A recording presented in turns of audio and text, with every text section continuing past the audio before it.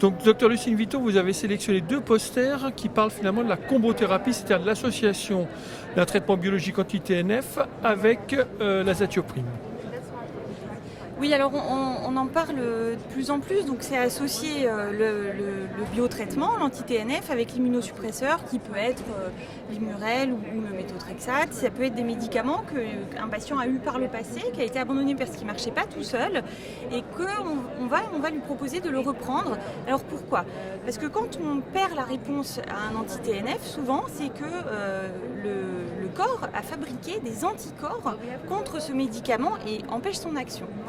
Et on a pu démontrer, et là l'équipe de Xavier Roblin à Saint-Étienne nous le démontre, que quand on ajoute un immunosuppresseur, on peut faire disparaître ces anticorps et récupérer la réponse au traitement. Alors dans une première étude, il a démontré que quand on change d'anti-TNF parce que le premier ne marchait pas, eh ben, ça va marcher beaucoup mieux quand on ajoute un immunosuppresseur. Donc c'est vrai qu'on enquiquine un peu les malades parce qu'il y a 2 traitements, ça fait un traitement de plus, ça fait beaucoup d'explications, un peu plus de contraintes, mais le résultat est là, ça marche mieux.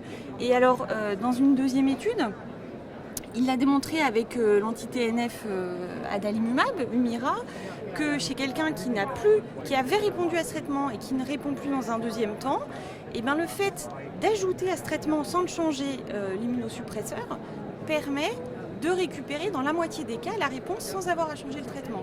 Ça, je pense que c'est intéressant. Alors oui, donc on voit l'intérêt sur le plan biologique, sur le plan clinique très probablement. Et pour les malades, finalement, est-ce que la tolérance va faire plus d'effets secondaires quand on associe les 2 médicaments ou pas ? C'est une très bonne question. On pourrait se dire qu'on associe 2 immunosuppresseurs, donc 2 médicaments susceptibles de donner des complications infectieuses. Et bien finalement, pas tellement. On a démontré dans plusieurs études, et donc aussi en poulant les études dans des méta-analyses, qu'on n'avait pas de surrisque d'infection avec 2 traitements.